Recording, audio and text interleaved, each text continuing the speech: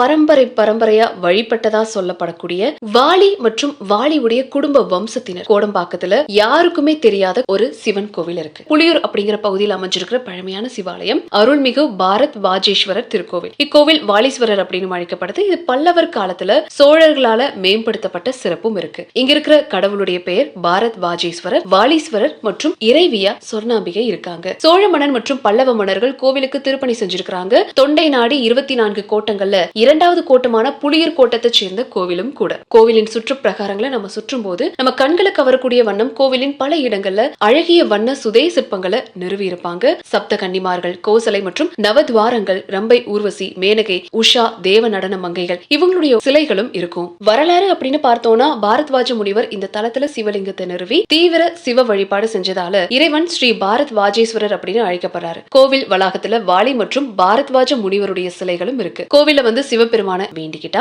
தோஷங்களிலிருந்து தீர்வு பெறலாம் அப்படிங்கறதும் நம்பிக்கை.